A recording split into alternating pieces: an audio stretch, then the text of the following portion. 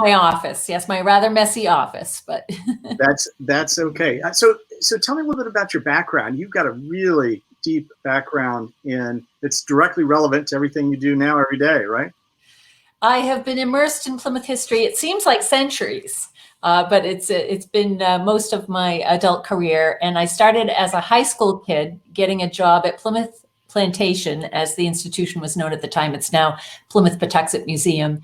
And my job was actually to role play a 17th century Mayflower passenger, Mary Warren. And I did that, and just it was a deep dive into primary sources. I had never really paid attention to history that much in school, I'm ashamed to say. But that really captured my imagination and my interest, and I decided to go on and pursued an academic career for a while, and got my PhD in early American history from Brown, and then went back to public history in the world of museums, which I love as a wonderful gateway for so many people to engage different eras and topics of history, and worked for a time in historic preservation and ended up at Pilgrim Hall Museum. Which is, as we've learned, and you probably want to tell folks this later, the country's oldest continually operating public museum. Is that correct? You've got all the wonderful qualifiers in there, Lee. Very good. Yes. Our organization was founded 2 centuries ago in 1820, when America was a very young nation and was looking to create a history, to be told.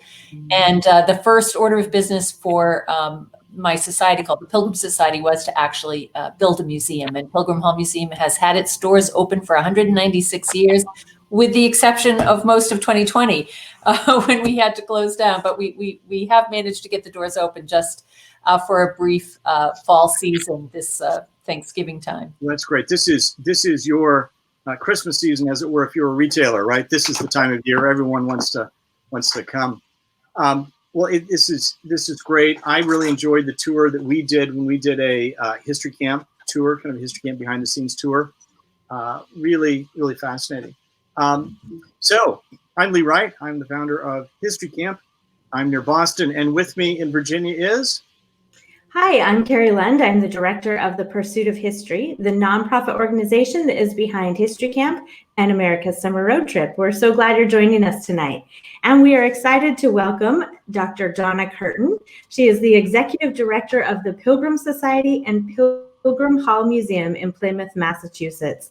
Thank you so much for joining us, Donna. It's a pleasure, Carrie. Lee? Well, this is just perfect timing, obviously. As you know, the usual date we have these usual day we have these on is Thursday. Of course, there's another conflict with Thursday, so Tuesday. So glad you could join us. You know, I thought it would be helpful to start actually a ways before the Pilgrims arrived and set the stage a little bit. Let's go back to even before European settlements and some of the earliest contacts between the folks who already lived here and Europeans. Do you want to tell us a little bit about those? Yeah, it surprises a lot of people to realize that, you know, the arrival of the Mayflower wasn't the first point of contact. And in fact, for almost a century or more before then, there had been many encounters between Europeans who were exploring up and down the eastern seaboard. And, you know, these were French explorers. There were some Basque fishermen. There were other English vessels that came over. So there were many points of contact between various indigenous groups up and down the coast and these Europeans who were coming over seeking resources, sometimes seeking fish, or just to try to get a sense of how they wish to encounter this new world across the ocean. I always think it's fascinating to think of those early encounters and the initial language challenges, which obviously they worked through to an extent. So those early contacts were roughly 100 years prior, and then European settlement started. And there's a couple of different models that were used when those settlements were established. Do you want to take us through those? Yes, Lee, but I wonder if it might be worthwhile looking at, we have a wonderful image of a map by one of these French explorers. Samuel de Champlain was one of these early visitors to the New England coast, and he came down as far as Cape Cod. And there's an image of he actually grounded off Plymouth. And this is the harbor here, and you can kind of see this occurred. He visited in 1605, so this was 15 years before the arrival of the Pilgrims, and you can see what this encounter involved with Champlain writing down in his account all the he called them cabins, the housing of the native Wampanoag people of the region, their cornfields. You can see the little puffs of chimney smoke coming out from their hearths. And you can actually see encounters taking place. You can see native people on the coastline. Champlain actually engaged with them that when his ship was grounded there in the shore, and they had some conversations together. So it's kind of an important prequel to understanding what happened with the arrival of the Pilgrims. But back to your other question about these different models of settlement. And of course, New England and Virginia are often compared and contrasted. And in the case of Plymouth Colony, I think that model is especially important. So in Virginia, we tend to have, these are very extractive colonial ventures. And the purpose is to go in to find the commodities, to extract the wealth. The settlement is almost secondary to the purpose of trying to find some goods and materials that can have use and value over in England. And many of the settlers of early Virginia, of course, were young men who were recruited for that very purpose. They could go in, they could do the hard work, they could grow tobacco or whatever it might be. And this led directly, of course, to the development of a slave culture and the colonization based on slavery as the primary source of labor because of that extractive model. Now, in Plymouth, you have a very different kind of settlement. This is families. They're motivated for very different reasons. The English separatists that formed the major portion of the passengers on the Mayflower were driven very much by their religious belief and their interest in establishing their own form of worship. And they had left England for that reason many years before, and had ended up living in exile in the Low Countries in Holland for a dozen years. And that experience had been very difficult for them. So the Pilgrims in some ways were immigrants twice over, having left England for reasons of religious persecution and their desire to worship according to their own conscience. And then as economic immigrants, after having lived in another country with a different language for some years and realizing that that was taking a toll on their ability to raise their families and maintain their own culture and even to survive economically. So they had different motivations for coming over here, but they were family groups. And the intent was to establish a new home for themselves. So that basic purpose, I think, if you make just a pretty stark comparison between a place like Jamestown and a place like Plymouth, really shaped these colonies in very different ways. Now, we know about charters that were granted for something like Jamestown and so forth. Was there anything of that sort with Plymouth Colony? Oh, yes. As a matter of fact, Pilgrim Hall Museum, actually, one of its rarest and most significant documents is the oldest state document to survive in New England. It is the Pierce Patent of 1621. This was actually the second patent for the Plymouth Colony.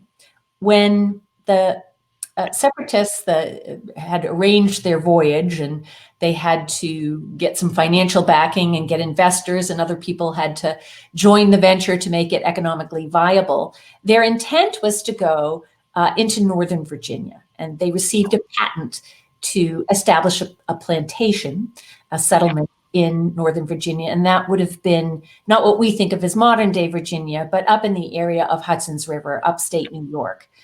And that was the patent that was granted for them. When they managed to make it across the sea, a difficult and dangerous crossing, 66 days, storms and mishaps along the way, And they arrived in Plymouth. It was much later in the year than they had intended. And they immediately started to head south. They sighted land off Cape Cod on November 9th in 1620, and they immediately start to head south, bound for their original destination of Northern Virginia, the area of Hudson's River.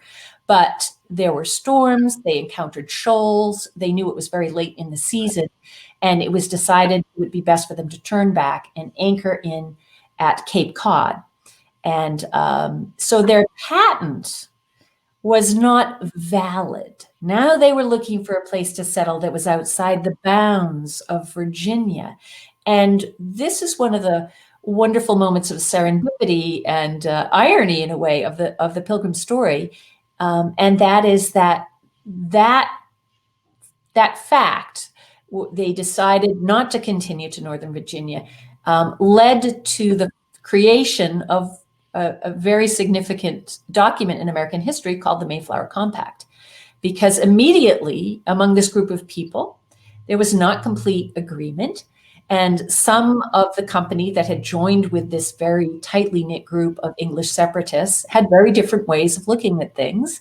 And they began to murmur discontented and mutinous speeches, as William Bradford later wrote, and said that they were not bound to observe any law but their own liberty. They felt completely, because they were outside the bounds of the patent, they should be on their own. They should have to answer to no other authority. And this immediately created, the specter of anarchy for this early venture. And there was a very interesting discussion on the cabin of the Mayflower on November 11th between, some of the leading men and some of these other voices. And I would love to have been a fly on the wall for that conversation. But it ended up in a document that you know well as the Mayflower Compact, early form of self-government.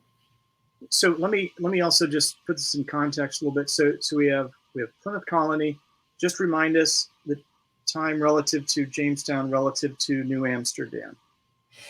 Well, 1607 is when Jamestown is established. So they have been there for, over a dozen years by the time the Pilgrims are venturing into their little area of habitation up here in Plymouth.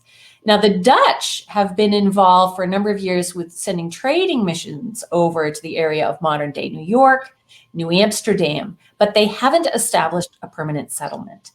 And this creates a little bit of when they, of course, the Dutch and the English at this point are, very serious rivals for both imperial power, but also for mercantile and economic power in the world of Atlantic, the beginnings of the world of Atlantic trade. And, what are these new world commodities that are going to help build fortunes and that sort of thing. So the Dutch are a little bit beaten out by the English establishing this small little, rather meager plantation in Plymouth. And it doesn't take them too long then to decide that they need to have a presence in the New World, that these small, very small, minimally staffed, if you will, trading missions aren't going to cut it anymore. And so they begin to try to establish New Amsterdam with a settlement of people in 1624. So that comes just a few years later.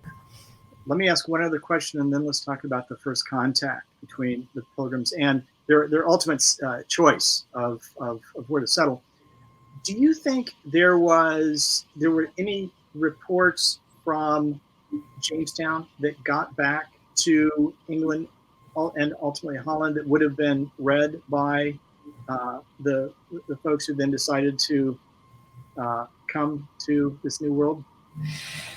Well, yes, absolutely. And I think it's important to realize just how literate and aware the, Mayflower group was. The separatist congregation valued education and learning. These were people who read books, who published and printed books, and who wrote books. So a highly literate group. They, even because of their religious beliefs, believed it was important to teach women and girls how to read so that they would have access to scripture. So a very literate community. So books were their world. Some of these individuals had, in their libraries, in their inventories, hundreds of books. And they're far-ranging topics, religious tomes, yes, but also books of exploration, books about military conduct, books of, almost like social mores and behavior, books of housewifery. So this group of people, and we have some specifics about this that have recently come to light, they did their homework. They went and found whatever had been published about earlier colonial ventures. They were aware of efforts to try to establish colonies in South America, in Guyana, and they looked at some of the details there. They were very aware of what was happening in Virginia. They were paying very, very close attention to that. And as a matter of fact, we have on display at the museum right now a manuscript that descended down through the family of Elder William Brewster and came into the possession of the Massachusetts Mayflower Society back in 1907. It was deeded to them and was sort of set aside in a drawer for a very long time because it was difficult to read the handwriting. It was a manuscript book with a lot of later genealogical information from the Brewster family.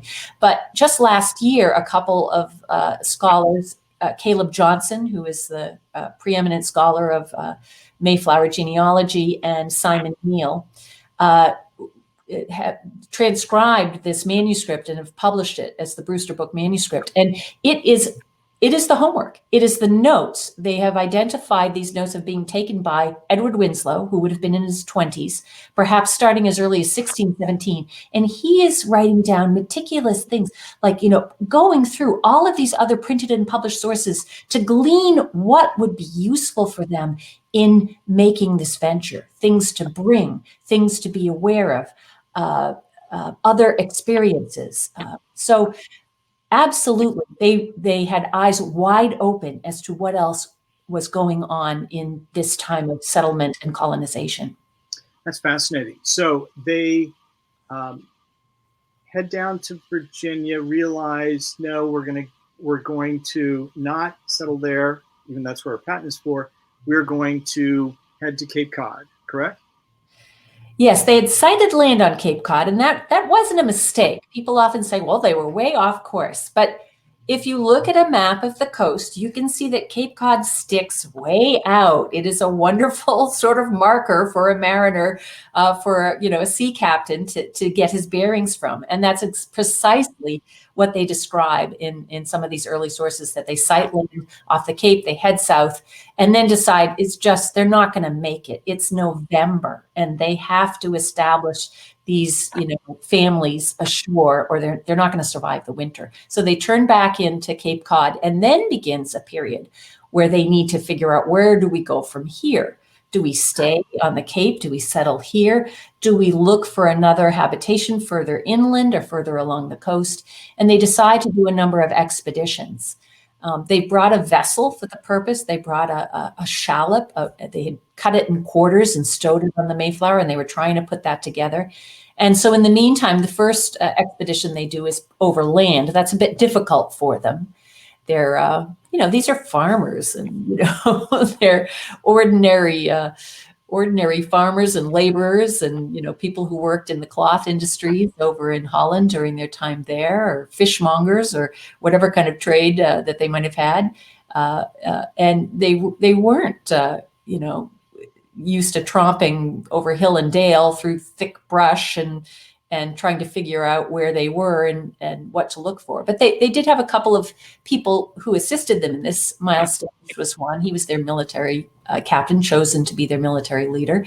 And Master Jones of the Mayflower and some of the crew, including a mate who had actually traveled in this area before and helped kind of steer them a little bit further north to Plymouth Bay as a potentially good site for them. And then play that out. Talk to us a little bit about the timing, and then winter comes. So these explorations, one of the most fascinating days is December 6th, when they start a very important expedition with a number of the principal leaders and others that had perhaps some good insight. Stephen Hopkins, who had actually been to the New World before, he'd been to Virginia, he'd been down in the Bermuda colony, so he had a little bit of experience under his belt. And they start on this exploration, and that's where they have their first actual face-to-face, if you will, encounter with the native people at the Nauset people. And so at this point, it's worth thinking about, while these folks are up and down the coast exploring and tromping around, well, what is happening with the indigenous population, who is, just as the settlers were aware of what was going on in Jamestown because they were paying attention, the native people on the coast were paying attention to these arrivals on their shore. They knew these folks were here. There are several mentions in one of my favorite early records, Mort's Relation.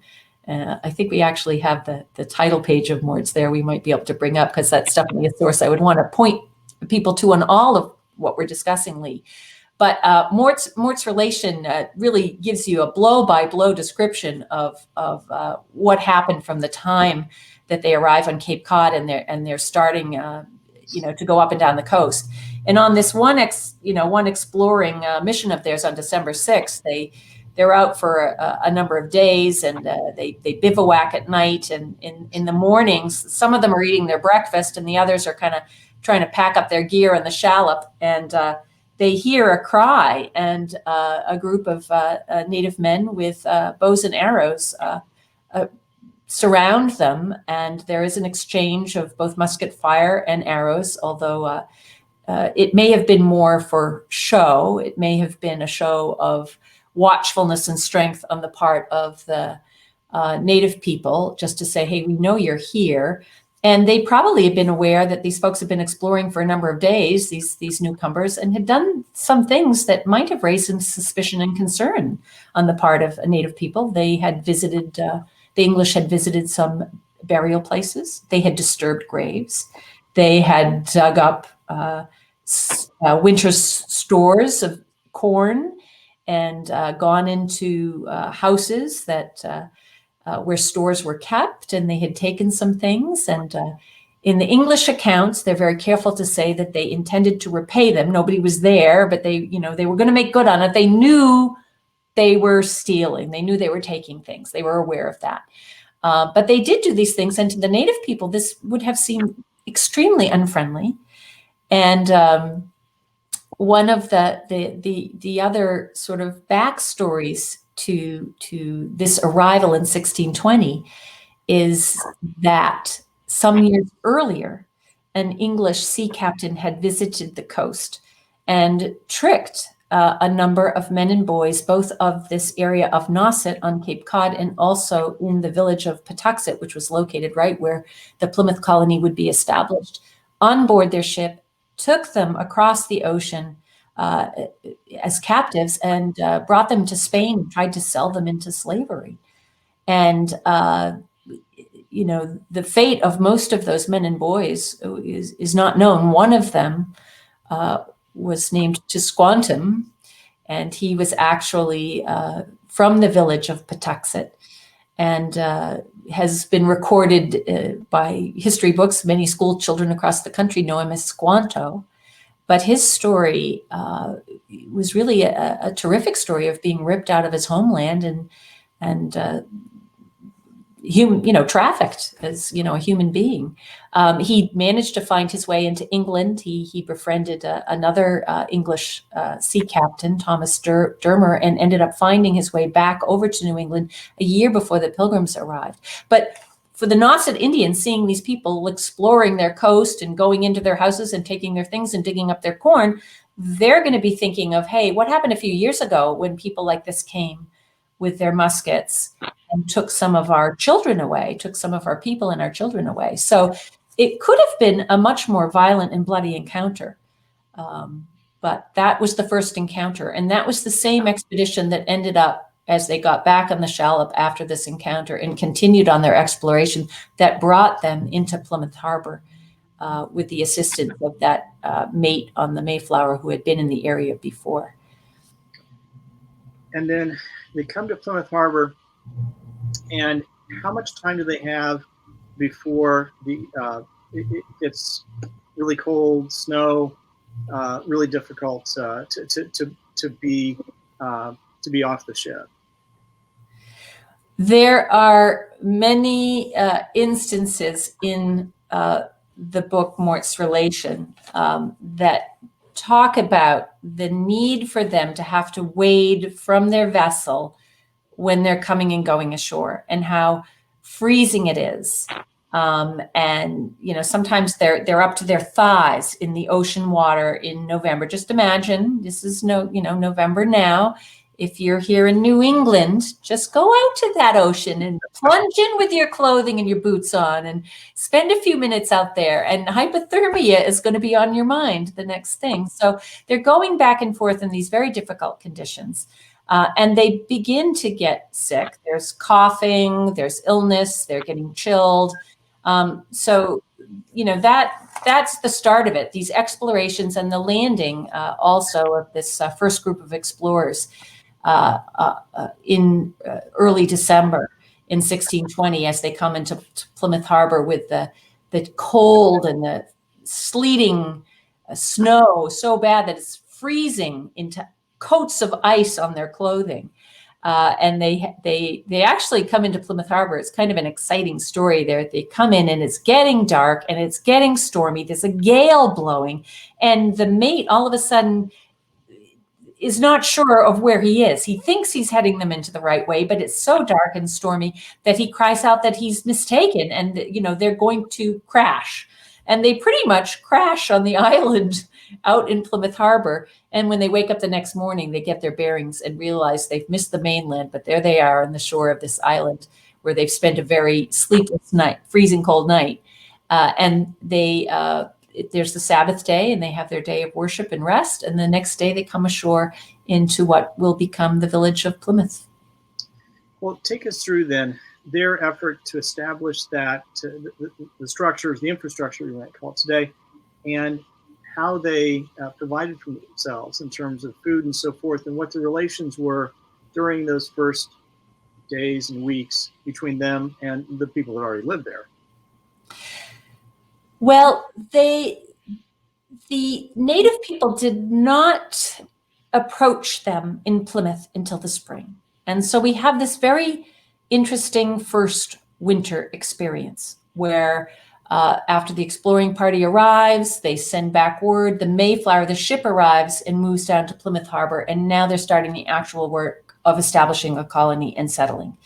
And we were talking a little bit about the colds and the coughs and the cold weather. Well, that developed into a contagion, an illness. So right from the beginning, this is a group that is challenged. Their very survival is now challenged because they have to establish shelters for themselves. At the same time, people are falling sick and soon beginning to die. And so this is the mortality that really decimated this group of settlers in the first few months of their arrival here, where sometimes 2 or 3 persons a day were dying. And this is a small group of people. There were 102 that arrived. One was born in the harbor, so bringing their numbers up to 103.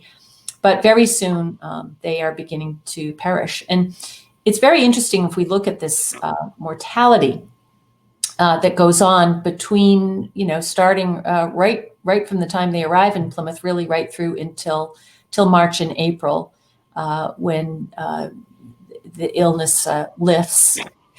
So you can look at sort of the raw data, and exactly half of the colonists die and half survive. So out of the 102, there are 51 who survive. And we actually have a interesting graphic that the museum developed some years ago, and it's one I know that is a sort of a great piece. It's a poster and a wonderful fold out that's available on the history list now. And you can sort of see the first part of it shows all of the passengers in shaded in black at when they first arrive. And then you can just see this is showing the grayed out, the ghosts of those who perished. And you can compare the two panels to get a really powerful visual image of what that mortality meant.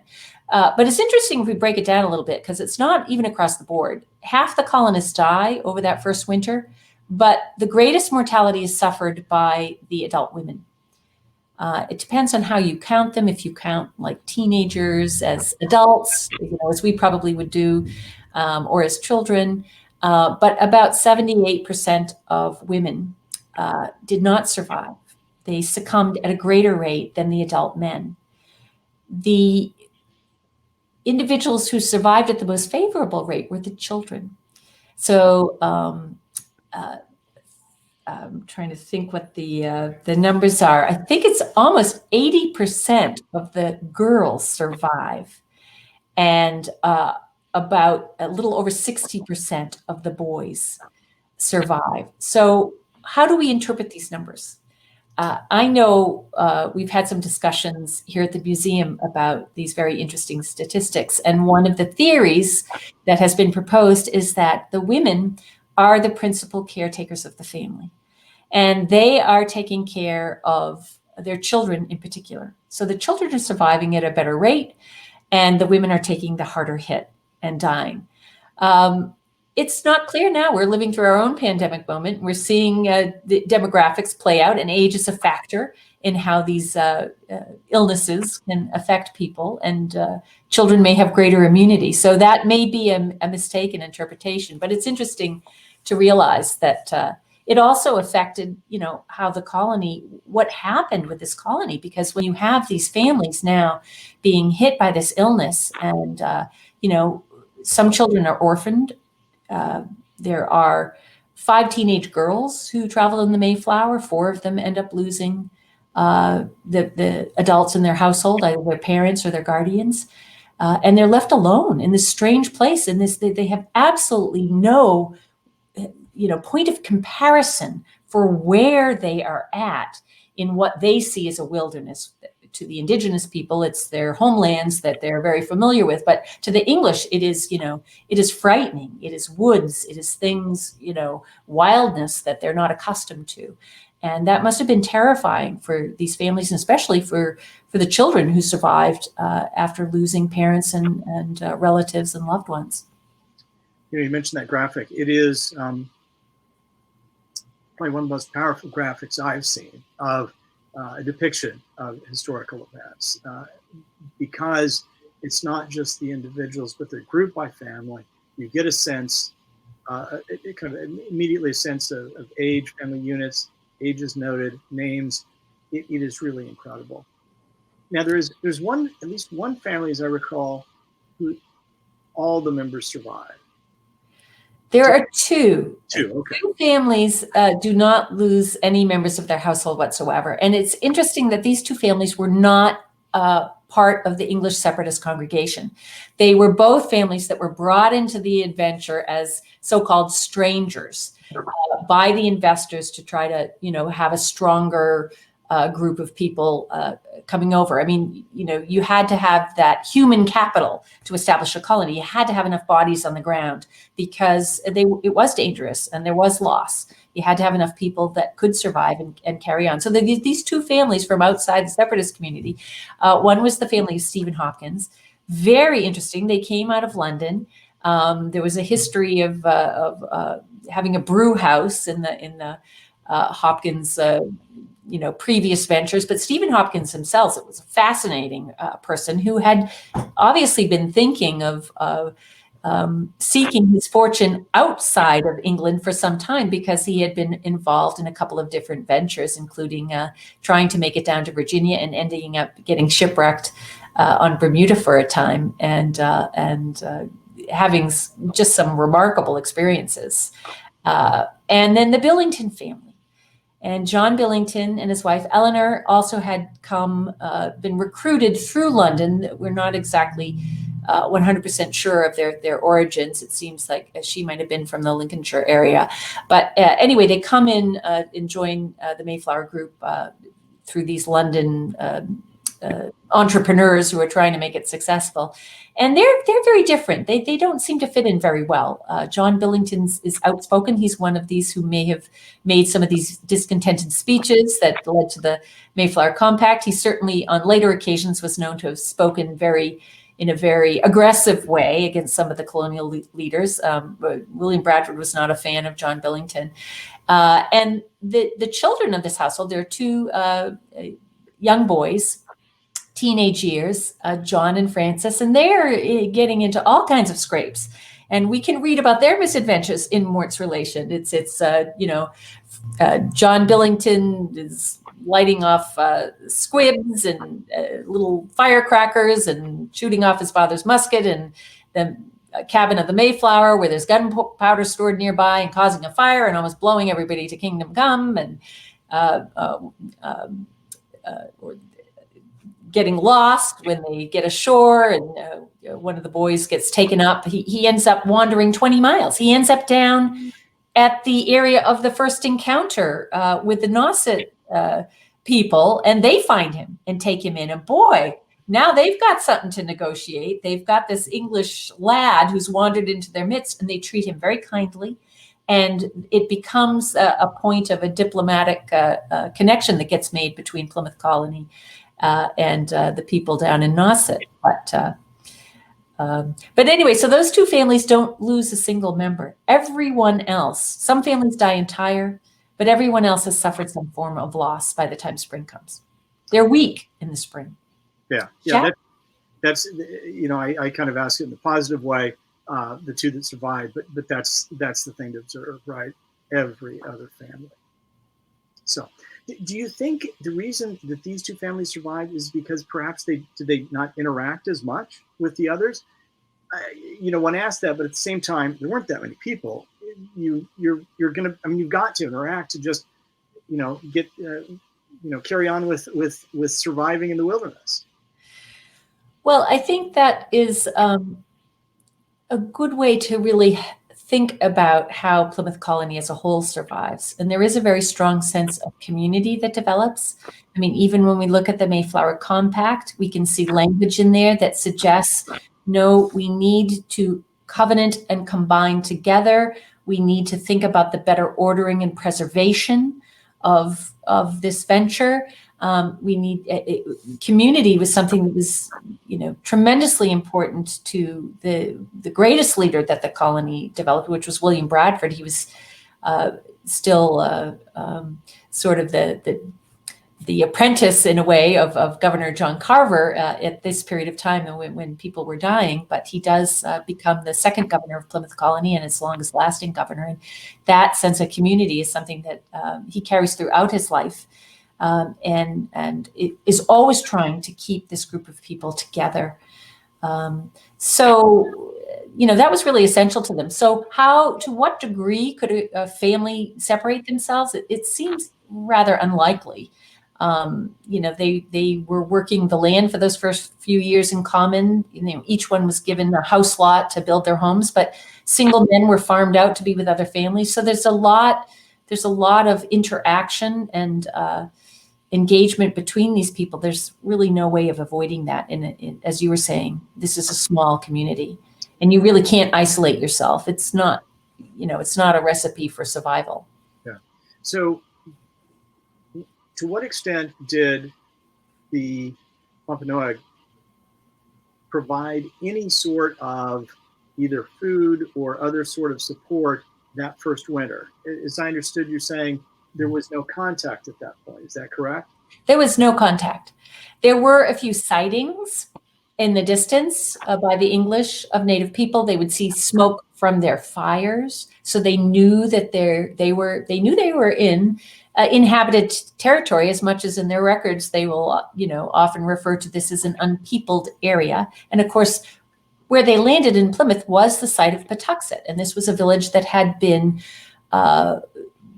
had lost its inhabitants because of a contagion that had spread among the native peoples in the years before the arrival of the Pilgrims. And this was an even more dramatic dislocation. So we think about the Pilgrims suffering through this very difficult time of transition and sickness in their first winter, but they are surrounded by a people that know all too well what dangerous, contagious illness was like, because they had suffered this period from perhaps 1615 or 1616 to the year before the arrival of the Pilgrims, that had in some areas completely killed the inhabitants of certain villages, like the village of Patuxet. There was only one known survivor of that, and that was Squanto, because he had been over taken captive in Europe and then in England at the time. That's how his life was spared from this illness. And he comes back home and finds all of his family and his relations and his home gone. They're gone. They've all died of this illness. So while the Pilgrims are there in early Plymouth, suffering through this first winter, around them, they're being watched by people who are, they might have been waiting to see, are these people going to make it, or, what's going on with them? Or maybe we don't want to get too close. Maybe they're suffering from what we've suffered from, and they're going to have to make it on their own. But what's very interesting is, as soon as the spring comes, as soon as, William Bradford is starting to record in his journal that, this mortality is beginning to lift, and they feel that, there's a sense of recovery. Then there is outreach from the native Wampanoag people, and a man called Samoset, who was Abenaki from the area of Maine, had some English, as many of them did because they'd had these many encounters before, but comes in and actually greets them in English. He strides boldly into the village, and those are the words that are used in the English accounts. Very bold. He just walks right into them and greets them in English, and then he begins to make some introductions and bringing other native people to meet the English, and ultimately the great sachem Massasoit arrives with a train of his men, and they have their first real diplomatic encounter that spring. That's quite an image. What was the reaction? Right? Does anyone have any sense when this, Wampanoag? Well, I'm sorry, he was from Maine. Is that right? That's right. Sure. But again, in his own language, in their own language, was there any recording of what the reaction was? A sense of surprise, or not? Well, not precisely, but the fact that they do record it suggests a little surprise to me. And then they do talk. His English was limited, so Samoset comes back to Squantum, who had lived in London. So, and he had been among the English for a time, so his English was much better. And Squantum, of course, becomes a very close ally of the colonial leaders and becomes their chief interpreter. And understanding his particular role is one that deserves deeper thought maybe than we get from the children's books that have been written about Squanto that really want to have sort of a happy spin on things. But this was a displaced person who had been taken from his home and returns to find his home is not what it was when he left. So, that would have reshaped this individual very profoundly, I think. And there's a new edition, a 400th anniversary edition of Governor William Bradford's journal that was produced this year by the New England Historical and Genealogical Society.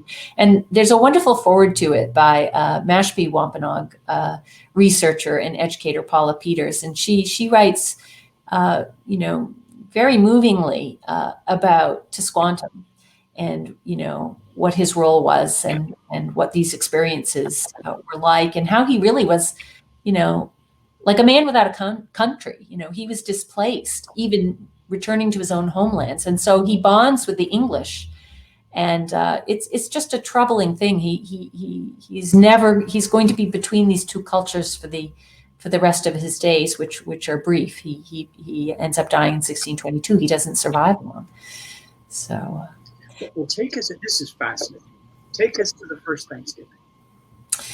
Well, after this difficult winter, and then spring comes and planting begins, and it's a matter of survival. Encounters have been made with the native people. Very important. An agreement, an alliance has been forged with Massasoit and the Wampanoag people that surround the colony, and so there are hopeful signs from the English perspective that they're settling in, and there's even a wedding that occurs in the spring. One of the women who lost her husband, Susanna White's husband, dies. She had given birth to their child while it was the Mayflower was anchored off the end of Cape Cod, and Edward Winslow had lost his wife and child to the sickness over the winter. But these two parents come together and become the first couple to get married in Plymouth in the spring. So life is going on and everybody's trying to do their part to get things up and running. So in the fall, when the harvest was gotten in, as Edward Winslow himself records in a letter, he says that the governor sent 4 men out fowling so that they could in a more special manner rejoice. So they are celebrating the harvest. They're celebrating, in some ways, their survival. That's what the harvest represents. You're going to have enough food to make it through the following winter. And during this time, they have a visit from Massasoit, who comes with a full entourage. This is a state visit. This is no accident. And so there's a lot of ways to sort of rethink how we envision that event we call the first Thanksgiving today. But Massasoit arrives with 90 men and almost certainly with many women and children as well. This is something in the English sources, they like to focus on the number of armed men that are coming back and forth, but the women and children were there as well. So they come in for 3 days, they feast and they exercise their arms, which means that they're showing one another a demonstration of their strength. So the English are firing their muskets and, using their swords, and the native people are showing their prowess with the bow and arrow. And other sorts of things in the nature of entertainment, such as singing and dancing. So a very, very complex event. It's not just sitting down to dinner at the table, but we all know our own family Thanksgivings can have a lot of complexity to them as well. No kidding. Let me ask about something, and this may go back to grade school, who knows if this is right, but you'll tell us. The idea of the native individuals providing recommendations for how to successfully plant corn and so forth. This idea of, and again, this is probably great tool, 2 fish and some corn and together. And is any of this true? Oh, yes. And we go back to these wonderful primary sources that we have in Mort's Relation and in Governor Bradford's journal. I mean, this is one reason why Plymouth is so fascinating, is because it is so well documented in these details of everyday life, which those of us who love to look back in the past and try to imagine life back then, these are the things that fill in so many answers for us. What was it really like? What did they do? How did they survive?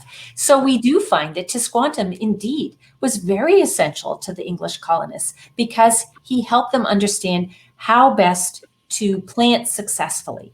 Now, the Wampanoag people had been living in this area for millennia. I mean, it's staggering when you want to think about how well adapted they were to this landscape after being here for perhaps as long as 14,000 years.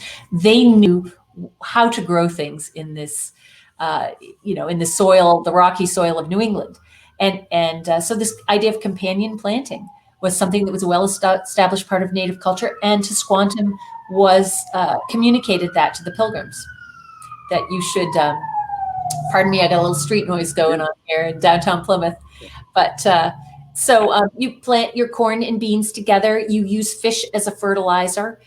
There's even mention of how when you first plant that fish, the native people would have some of the children that might stay out on platforms and watch to make certain that animals wouldn't come and dig up that fertilizer because it was going to be attractive to them. So you would have to kind of defend your fertilizer a little bit. Sure. And it helped the English because they would have had a hard time. They were trying to grow English grain, and they found that the native grain, the Indian corn, maize, actually was going to grow a lot better and was going to be able to sustain them. And they had some starving times ahead. So, every ear of corn was important. At what point did it start to be referred to as Thanksgiving? Was any of that contemporaneous? Yes, the Pilgrims had an event, observance that they knew as Thanksgiving. And these were occasional days that they would declare as a religious observance when they felt that there had been some special sign or expression of God's providence. So, for example, a couple of years later, there's a terrible drought and the crop is threatened. And Bradford calls the company together and they all pray for rain, and rain comes. that was an occasion to then declare a day of Thanksgiving. And the whole community would gather together, and they would go to the meeting house, and they would give fervent prayers of thanks. And very often these events would follow with the sort of a family feast or gathering afterwards. There would be some food involved. But its purpose was to give thanks to God for whatever mercy had been bestowed. But they did not see the event that occurred in the fall of 1621 as that sort of a day. There was surely an expression of gratitude for the harvest having been successfully accomplished, and their survival having now been given some sign that would actually, they would be able to continue there. But it was much more in the tradition of a harvest celebration, which was part of English tradition, and also was part of Native tradition. Celebrating harvest is something that, many, many cultures would express. It takes a long time for the description of Thanksgiving to attach itself to this historical event in 1621 in our modern Thanksgiving holiday. That's a whole story unto itself. Sure. This has been fascinating. I think Carrie's going to join us in just a minute, but while we're waiting, you've got a fascinating museum. Talk to us a little bit about that. Well, Pilgrim Hall Museum is to me just a treasure house of early American history, and we have things that reflect the lived experience of people in the early colonies. So we have many of the very rare actual possessions of the Mayflower Pilgrims. Governor Bradford's Bible, that really, completely shaped his life, his experience with reading scripture for that generation of Reformed Protestants was really a game-changing one. We have Elder William Brewster's chess, the simple board chess where he brought his possessions on the Mayflower to establish himself in a new world. We have native artifacts. We have a deed with the mark made by Massasoit himself, the Usamiquin, the Massasoit. Usamiquin was his name. And many, many other documents, artworks, and objects on display. And so I think it's a very special place. And, we hope we're going to actually be open on Thanksgiving Day. And, this year, if people want to come and visit us, they can go on the website and get a ticket and come and see us at pilgrimhall.org. You have to get your ticket in advance, though. That's how it works these days. Thank you. Carrie? Indeed. Okay. We do have some questions from viewers. James would like to know how many deliveries of supplies or trade did they receive from overseas that first year or so? Well, that was a big disappointment to them. They had hoped to get some supplies sent, but instead, after this harvest celebration, a ship arrives bringing 35 new members of the colony.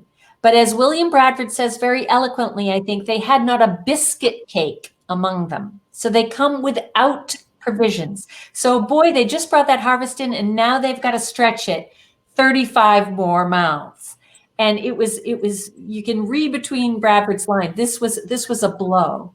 They had really hoped that they would be resupplied. And this was a constant battle that went back and forth between the colonists on the ground living through these hardships and their investors over in England, who kept basically accusing them of being lazy and not providing them with something that would be a repayment on their investment. They wanted something that would have value. And it was always a struggle to provide things that could be sold in England to recoup some of these enormous costs of establishing a colony. Right. Okay, so along those same lines, Judy would like to know, what did they eat that first winter when they arrived and were just trying to get settled? Well, that's a really good question. So they may have had some stores of salted meats that they had taken with them on the voyage. They don't really mention when those run out. They do mention in some of the gifts that they give when they're meeting Massasoit and some of his people in the spring, peas, dried peas. So that's something, a dried pea can last for a very, very long time. So that's a good thing to bring. And you can cook that up and make a very nourishing dish out of it. So, dried peas and beans, very likely, were on the menu. And they had taken some of the corn, remember, from native stores during their explorations on the Cape. Now, some of those they wanted to save for seed corn, but they may have tried to consume some of those as well. Okay. And Mitch would like to know, were the Pilgrims able to bury their dead that first winter? They did bury their dead. We know they buried their dead because their bodies were discovered in later generations. And there were many of them buried on what is today known as Coles Hill. And there is a story that these burials were done surreptitiously and quietly because the settlers were fearful of alerting the native people in the immediate environs to their vulnerability. And that may or may not be true. It comes in a colonial account, but it may have been more of a story than a fact. But we do know that there were bodies of those who perished the first winter interred on Coles Hill, and some of those remains were discovered by later generations and were gathered up and now rest in a granite sarcophagus that was put on top of Coles Hill in 1920 when Plymouth was celebrating the 300th anniversary of the Mayflower arrival. Okay, great. All right, we are going to give you a little peek at what we have coming up as well. I meant to say this at the beginning. This is part 1 of a part 2 series that we have. We are going to be able to hear in February from Linda Coombs. She is a Wampanoag elder and an author and historian, and she's going to give us more perspective on the Native Americans' perspective of this event and what happened. She also will talk to us about the epidemic that had swept through the region and devastated it. So that's going to, of course, have a factor in all of this as well. So we hope you will join us for that, and that will be a good addition to tonight's talk.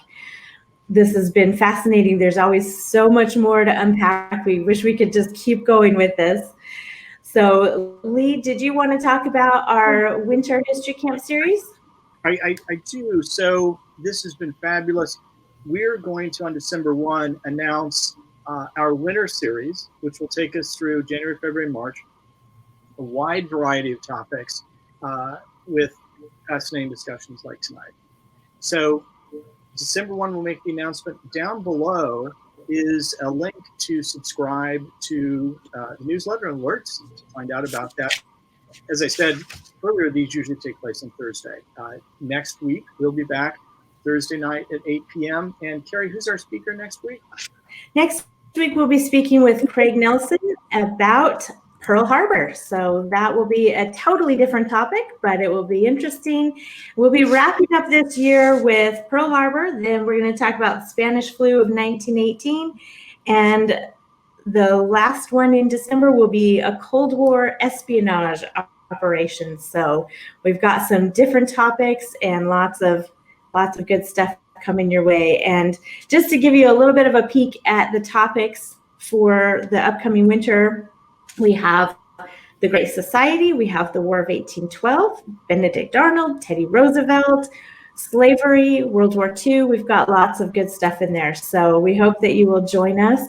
We've got the link to sign up in our chat. We also have in the chat a link to the Pilgrim Hall website.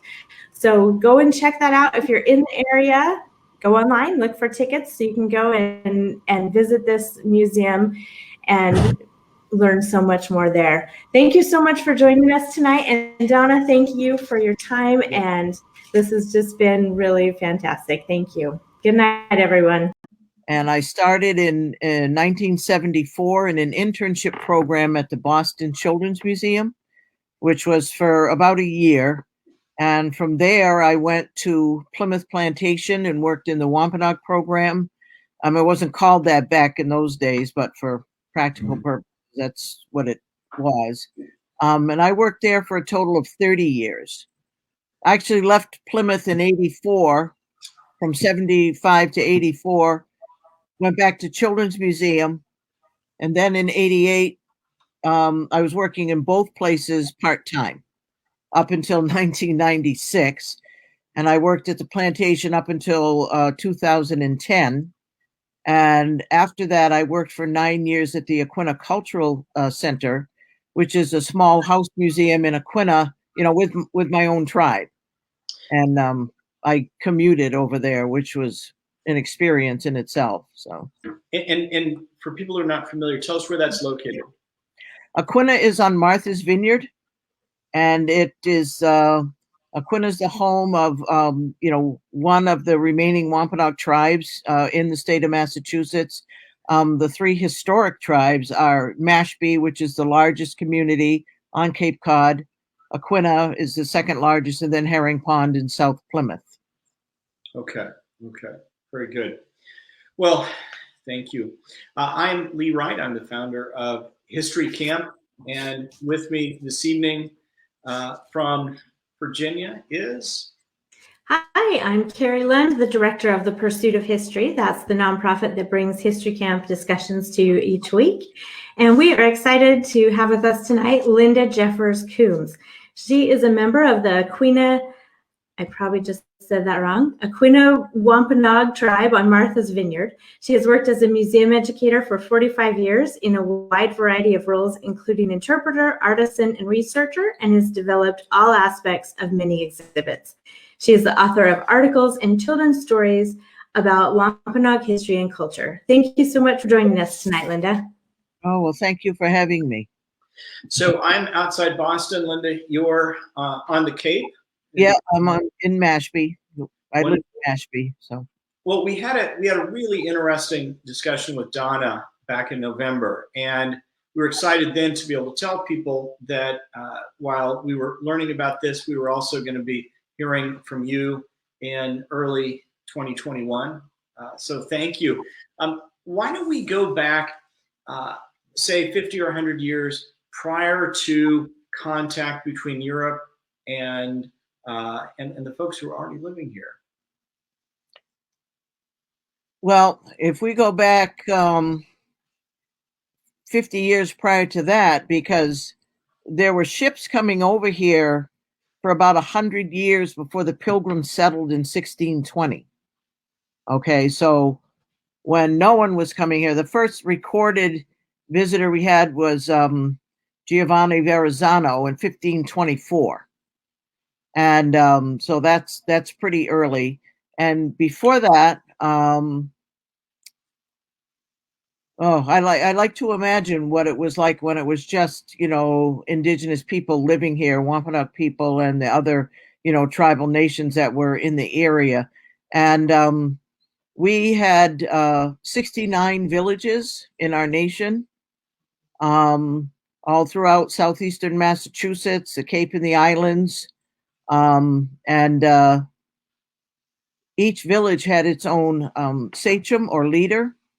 And within the territory, if you will, of each village, we had areas where we wintered together as a community, summer planting sites where people spread out by individual families in these planting sites that were an acre or so each. And then there were other areas of woods and streams and, where people, gathered different foods, or they hunted and fished, farmed, and, foraged. And we lived by the seasons. And I think it was a good life. Our job of work was not a 9-to-5 thing, but it was our family life. And a lot of our life was spent building good relations, either within your family, within your community, within your nation, with other nations with you. There were huge trade networks that went out to the Great Lakes and beyond. And, essentially, it's not that people didn't have issues from time to time, but a lot of times, like instead of going to war, people might have a football game. And it's very different from football today. because a game might consist of a couple of hundred players.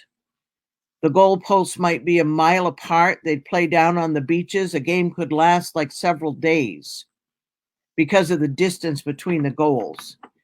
And one goal would make the game. And rather than have a war, people would, put their money, if you will, on the outcome of the game, and that would resolve whatever the issue was. We had a game of Fireball, which Mashpee still plays, which is a healing, medicine game. Has nothing to do with being macho and all of that sort of thing. It's a medicine game, like a ceremony. Okay. And I think the strongest relationship that we had was with the earth. Our entire culture was based on our relationship, with the earth. Our language reflects that. It reflects it extremely specifically, as a matter of fact. So when the English came here and settled, that caused a complete upheaval and overturn of our traditional ways of life over time. So well, let me go back, if I can, to 1524 and that first contact. What has been recorded of that, and was there trade at that point? Was that the outcome of that visit, in addition to, I guess, just discovery and so forth? Well, there were a lot of ships coming and going, and they all had different purposes. There was trading, there was exploring, there was fishing, and they would catch a load of fish and take it back, to Europe. And then there was kidnapping and slavery. There were many incidences of these ships are sailing up and down the coast and just luring people on board under the guise of trade, and then setting sail for Europe. And most of these people never made it back home. We know of two people that did. One was Squanto, who of course is now very famous. He was kidnapped in 1614 and managed to return in 1619. And when he returned, that was when the plague had struck. And he was from the village of Patuxet, which is now Plymouth. And that was sort of like the southern edge. It's like the plague came down the coast, and when it hit Patuxet, it went inland and stopped at Narragansett Bay, which could possibly be the reason I'm able to sit here and talk to you tonight, because, the villages down here weren't affected by that particular plague. But he lost his entire family, his entire community. The other person was a man named Epinow, who was from Martha's Vineyard. And he was kidnapped in 1611 and made it back in 14.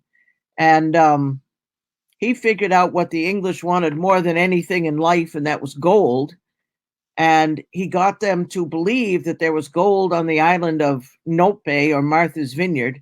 And they brought him back. And he jumped ship, and there was a skirmish, but he got away. The ship left eventually, and he went on to become a sachem, a chief, a leader. I think he was in Aquina, because there were 4 different tribes on the island. So, well, that's fascinating. What was do you have any sense of the population? Again, maybe back to then 1524, and then up to that period of the plague. Well, we estimate that there was roughly an average of 1,000 people per village. So that's approximately 70,000 people. And that was in what geographic area? What I described before, from like Boston area down to Narragansett Bay, the Cape and the islands. Okay. And you described some extensive trade routes and so forth, going all the way up to the Great Lakes and so on. Can you tell us a little more about that that kind of trade over considerable distances that was taking place? I'm not so knowledgeable about that in detail, but I think one of the main goals of trade was establishing good relations. It wasn't a focus on material goods and material wealth.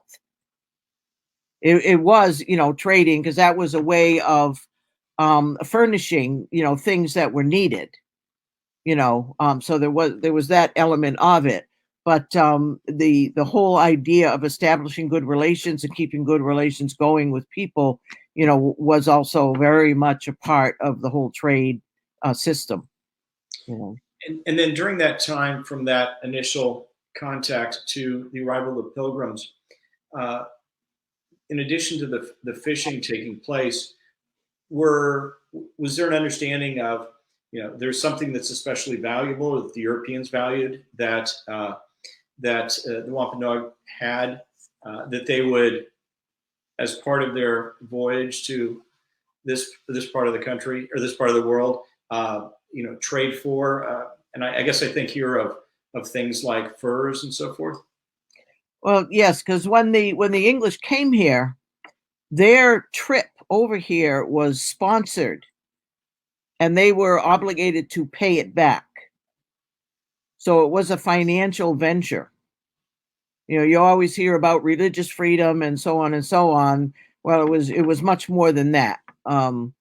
And they were attempting to pay it back with furs, with timber, at least. And I might not have all of the elements. Corn was used once they, got and learned how to grow it.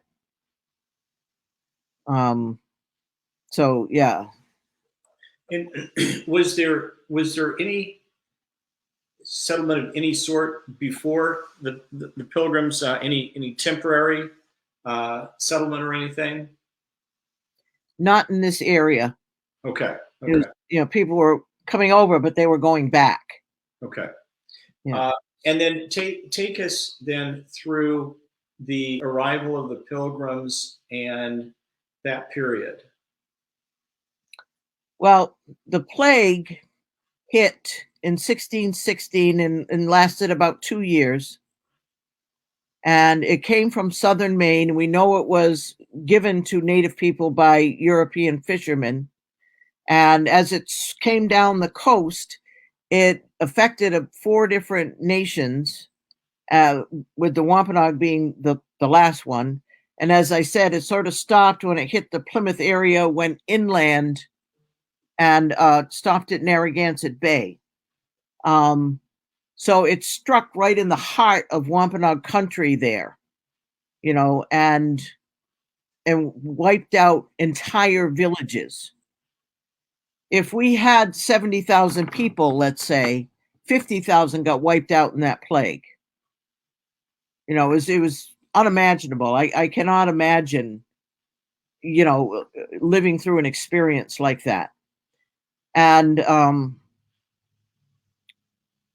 when the Pilgrims arrived, they were scooting around Cape Cod, Provincetown, Truro, Eastham, and couldn't find a suitable place because they didn't exactly meet the Wampanoag welcome wagon over there, So they, got back on the ship and came across, it was kind of a straight shot across to what is now Plymouth, or Patuxet. And Patuxet was one of the villages that was wiped out. As I was saying a moment ago, we think Squanto was the only survivor, at least that we know of.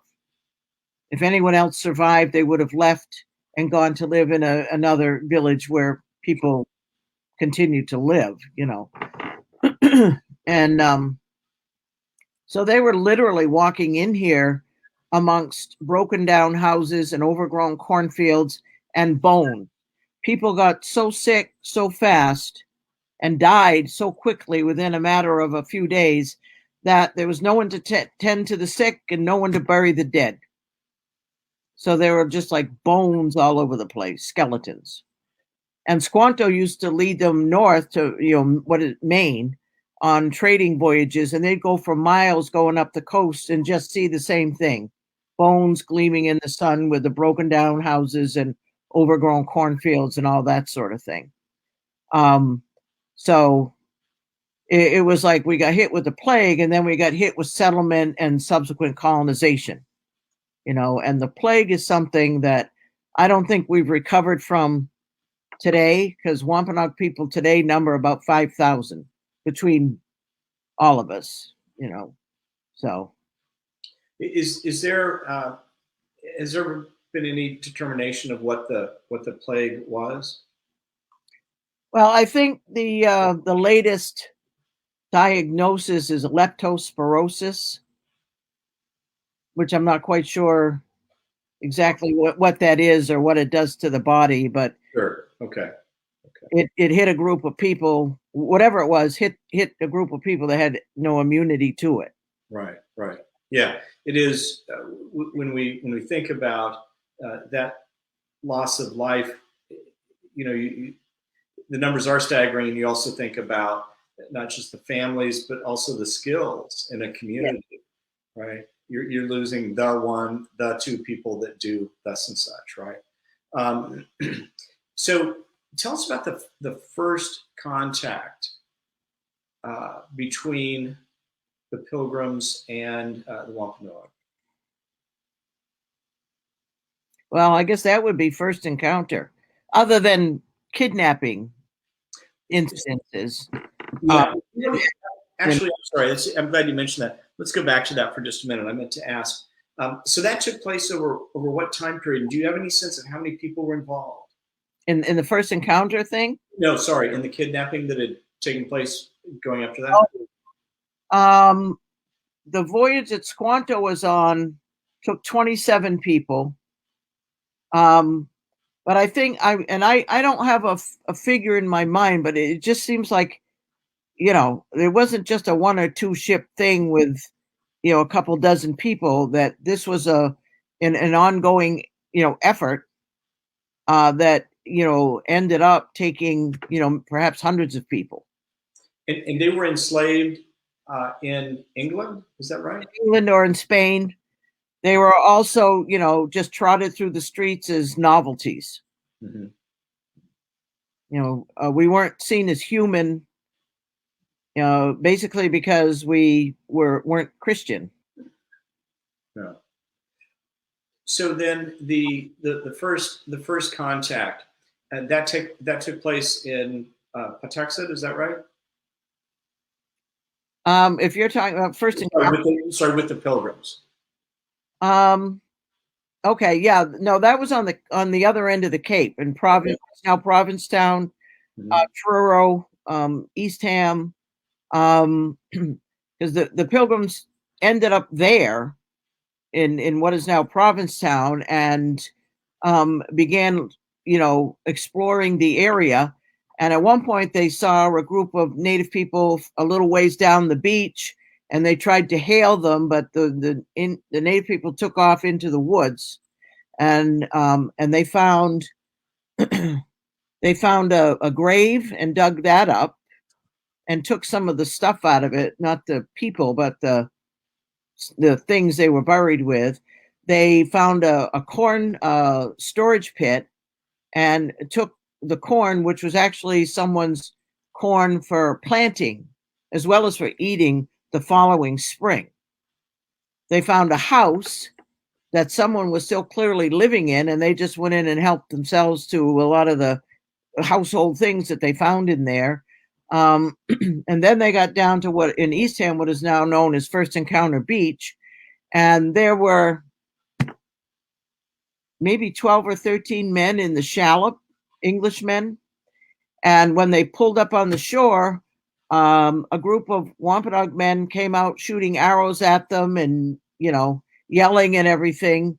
And I think it was perhaps a similar number. I'm not really sure. It wasn't a huge group. And the English returned fire with their muskets, and then they left, and that was it.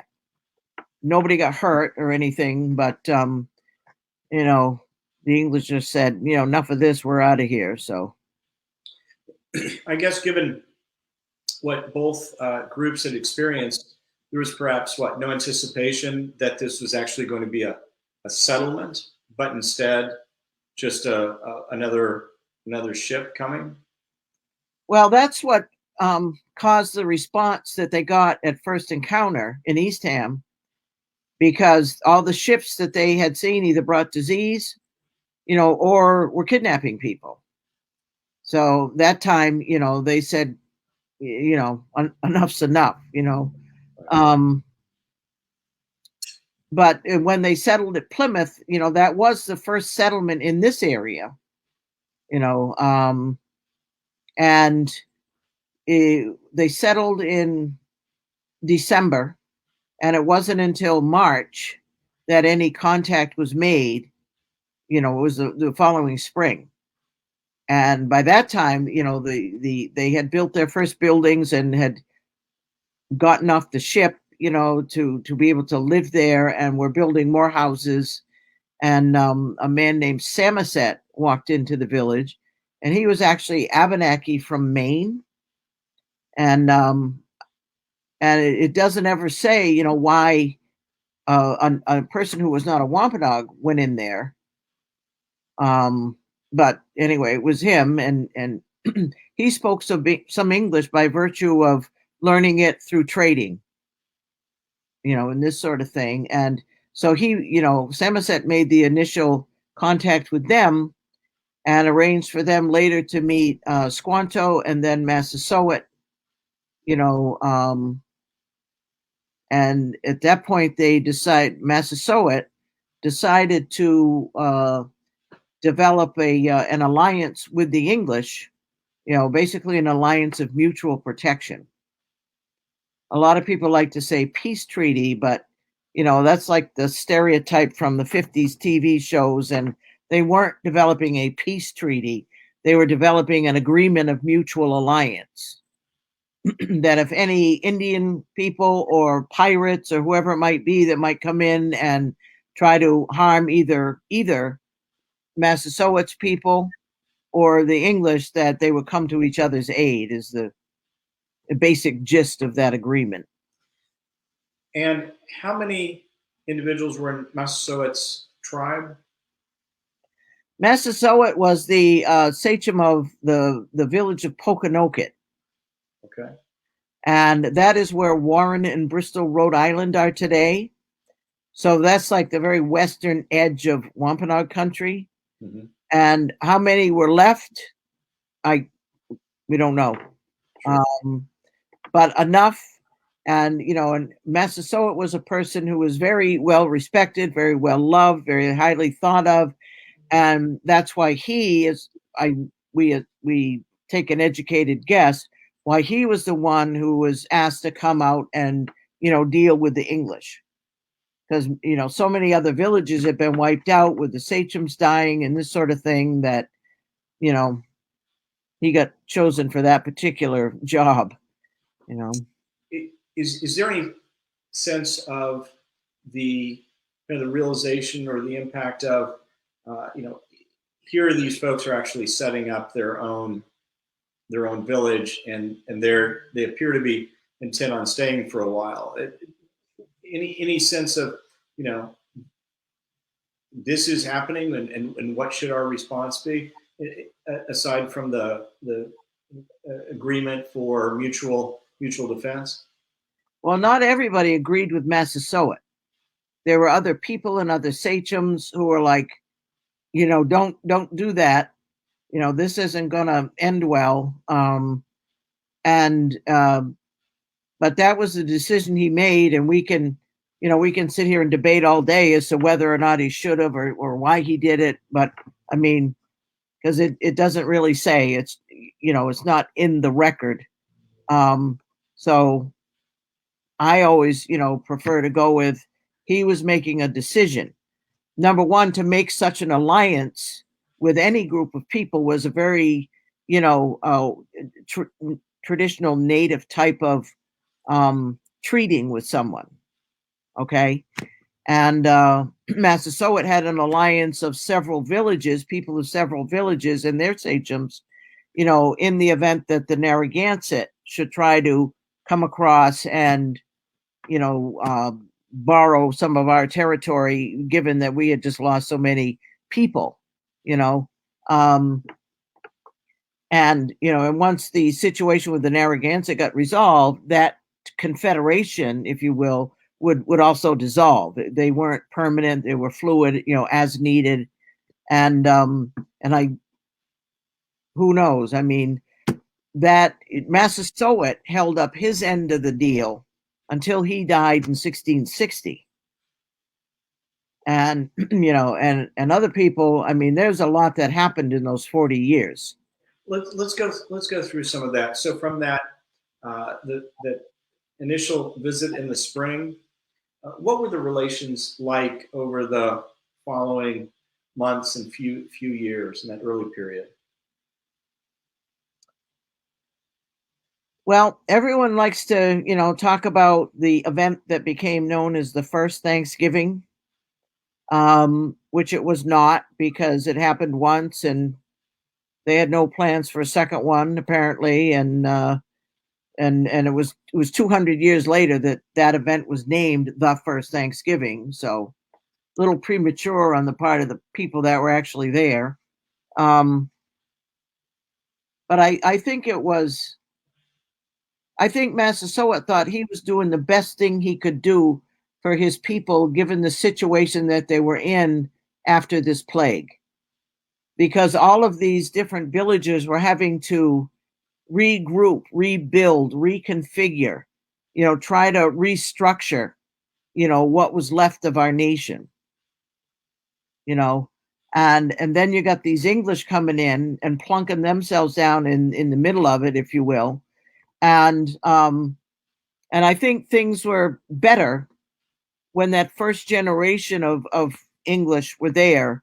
But by the time their children grew up, so maybe, let's say, in another 20 years, by the 1640s, in 1630, you already had Mass Bay Colony established and Boston. And after that, there were just ships coming and people coming in droves, and it was like a tsunami. And we just got overwhelmed, and just couldn't kind of keep up with it, In those first few years, how much help, how much aid in terms of teaching the Europeans things like growing crops and so on, how much did that take place? Well, the only one that's really recorded that I know of is when Squanto, in the spring of 21, showed them how to plant corn in the mounds with the beans and the squash and everything. I mean, and that was like a one-time thing that happened, but it gets transformed into the Wampanoags helping the English, do everything, and I don't think it was quite that palsy or, buddy. What role does Squanto play between the two groups, since he had, was familiar with European or English culture at least, and spoke the language? Well, his job was to be an interpreter, for the English. But he also was causing a lot of issues. Like he was spreading the word among the English that Massasoit was planning to, gather a group of folks and kill them, start a war, which was not true at all. And according to the terms of the alliance, that if any Indian committed some offense, they were to be turned over to Massasoit so he could deal with them. Or if any English committed an offense, they'd be turned over to the English so they could deal with them. And in the case of Squanto, I mean, Massasoit was after his head, literally, because that was such a treasonous thing that he was doing. And the English are like, oh, no, we can't do that. He's our tongue. He's our interpreter. We can't turn him over. Sorry, dude. I know we said we would, but we just meant it at that time, not now. So sorry. And Massasoit just was extremely angry, over that whole situation. and they almost lost his support behind that. So, were there other examples of when individuals were turned over from either group? no, I mean, Squanto was dead by 1622. And I guess they never really got another interpreter like him, Um, And how old was he when he was serving that role of interpreter, roughly? oh, somewhere between 25 and 30, maybe. Okay. Okay. Yeah, he was a young man. So take us forward then from those first few years and then the arrival of ship after ship, wave after wave. What was going on with the Wampanoag and their tribes, and to what extent were there agreements or something with Europeans as more and more land was taken?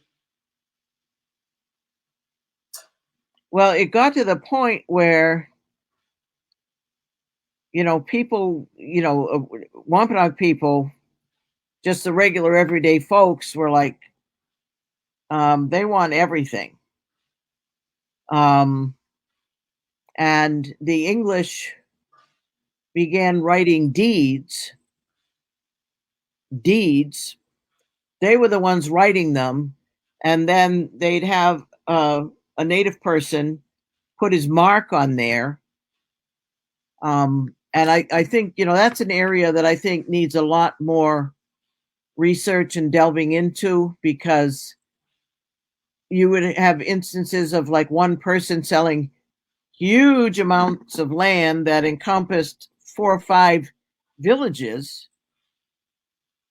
And there's no way that one native person would be in a position, according to our own culture, to be able to sell land, for a kettle or 10 shillings or, whatever it was, to the English. So there's a lot of untoward things that need to be looked into, I think, and get straightened out. Who does that research, Linda? Are there some ongoing projects? I think, at the time it's been mostly just individual people. Mm-hmm. Lisa Brooks is an author. She's written The Common Pot, and then in 2000, that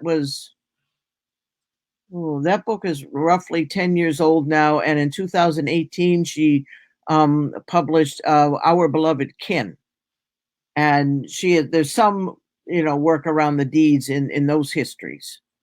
So and other people have written about them, but I think she's one of the most accurate. Okay. And One of the questions I was going to ask, and I know that we'll have questions from viewers, but there's so much to learn here. What are some of the resources? Are there some books? Are there some museums? Or if a person wanted to learn a lot more, what are some of the resources they would go to? Well, those 2 books that I just mentioned, I think are wonderful resources. The Common Pot is more of a general history of contact and that whole era of early colonial times, but from an indigenous perspective. So it's very different, therefore. You get much different insights, greater insights into what was going on with us because of that fact. Lisa is Abenaki. And the Our Beloved Kin, that is a history of King Phillips War, but she starts in 1620. You might as well say that King Philip's War started with the kidnappings and all of that business, Mm-hmm. So, and she just, very thoroughly explains all of that. Well, why don't we go up to that period and perhaps a little past it? I know that when I first moved to New England and I saw a sign in a town nearby, King Philip Historic District, I wasn't familiar with King Philip's War. And I imagine it will be new to some of the other people that are listening. Do you want to tell us a little bit about that? Well, Philip, or Pometacom was his Wampanoag name. He became sachem after his father Massasoit. Massasoit died. The sachemship actually went to the older son Wamsutta. And Wamsutta was, pretty new in that position when he was asked to come to Plymouth, because people, they were always getting hauled into Plymouth, in front of the court over some conspiracy or offense, or, whatever the English had in their minds that they thought was going on. And when he was leaving Plymouth, he took ill and died. And the suspicion was that he had been poisoned. So that hit, Wampanoag people pretty hard. But then Philip, as the younger son, then succeeded him as sachem. And here it is in, maybe this is 63 or along in there. I'm not really sure what year Wamsutta died, but it was still a while before the war itself. But Philip was looking around and he's seeing all this land being taken up, and the English were putting up fences so we couldn't, access places where we had always fished or hunted or planted or gathered, or walked or gathered medicine plants or anything. Our life was just hindered that way. And, so he's looking around and he's going, we got to do something. And Philip tried to, gather people from all of the other native nations around, including the Mohawk. Some people joined him, some people didn't. I mean, not, within each of these groups, right? For various reasons. It's not just a simple answer of, oh, they betrayed Philip, or, whatever. It was more complicated than that, because now we're 50 years into this, and at first, when they started actually battling, the native people were ahead. We were winning, and then the English were noticing the way that we fought. We didn't line up in red coats like the English and make a charge. It's huge, obvious thing coming at you that you could see from 20 miles off. And so they began looking at us and noticing how we fought, and learning those skills, those techniques. And they had more people. So that's what turned the war against us. Because that was a last ditch effort to drive the English back across the water. How long did it last? I think King Philip's War lasted a couple of years. Started in June.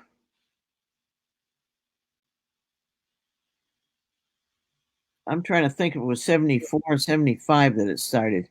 Because I think it was 75, because I think he was killed in August of 76. And King Philip's War sort of ended with his death, but the whole war traveled north, and there was King William's War and Queen Anne's War, and there's all these other wars that went on in what's now Vermont and New Hampshire and Maine and up into Canada. And the English are also fighting with the French, trying to, occupy different pieces of indigenous land or entire sections of it, and it kind of kept going for years. So who gave him the name King Philip? And then it sounds like this was kind of a practice with other tribal leaders in other tribes, or is that the English assigning a name? That I'm not exactly clear, but I know that they went to court and got those names. Wamsutta's name was Alexander, and Pometacom's name was Philip.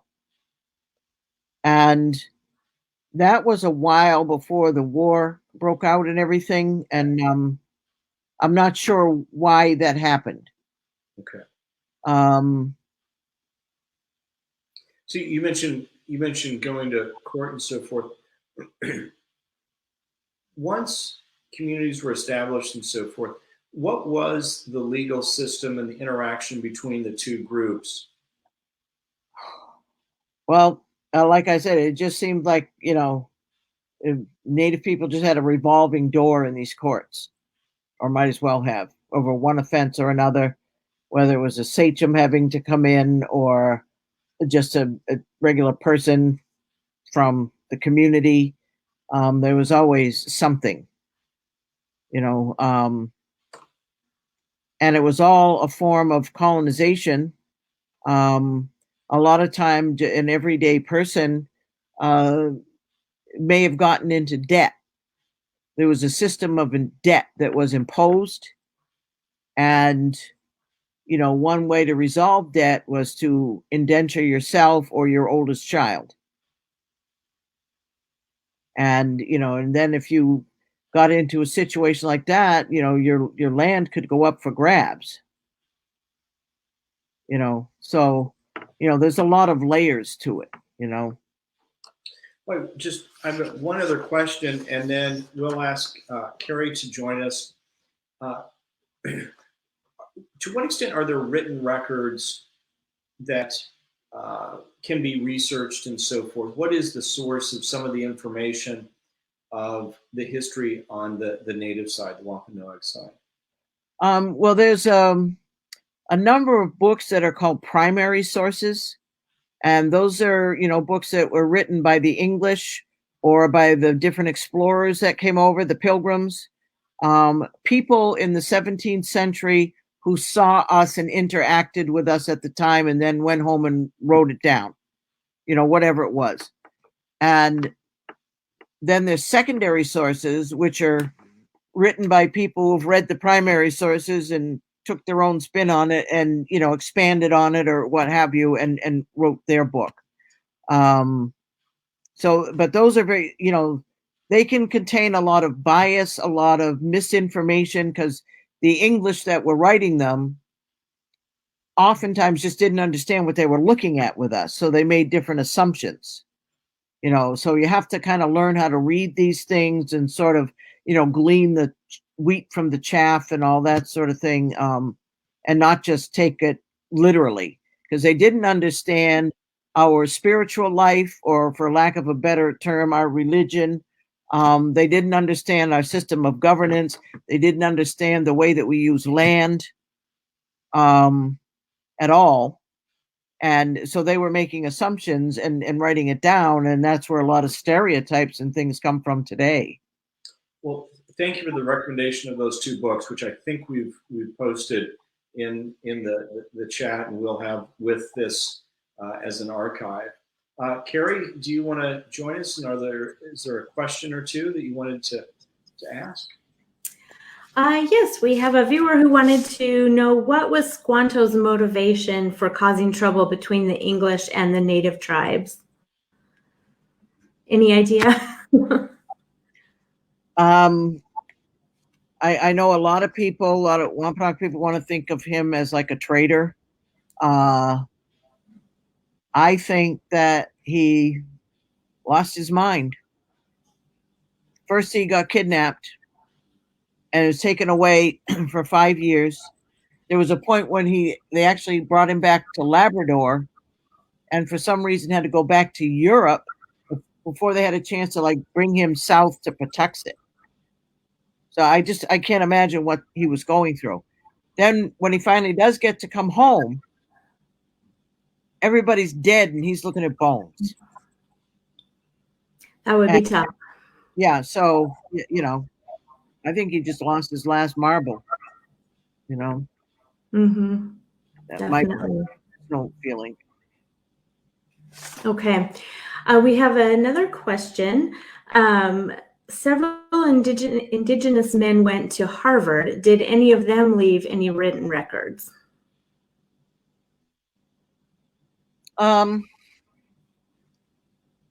There there was only a small number of Native people who attended Harvard when it was first established and the Indian College was established. And they all died except one. And that man was a Nipmuc, James Wawas, or they called him James the Printer, because he was a printer. He ran a printing press, and he left school early and went back home to his community.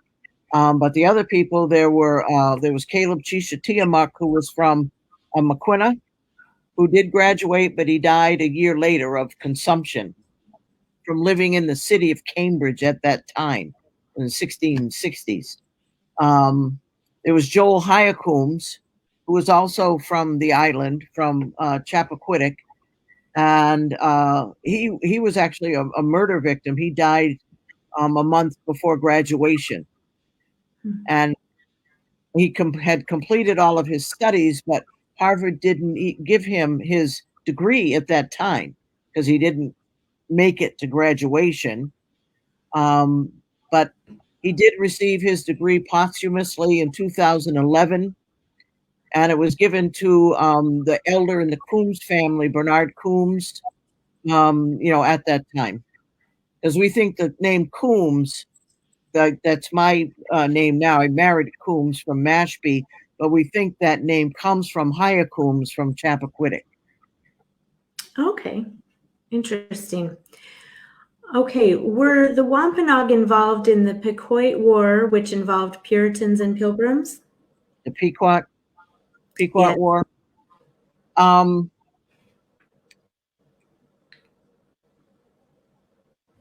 Not to my knowledge, not as a general whole, at least.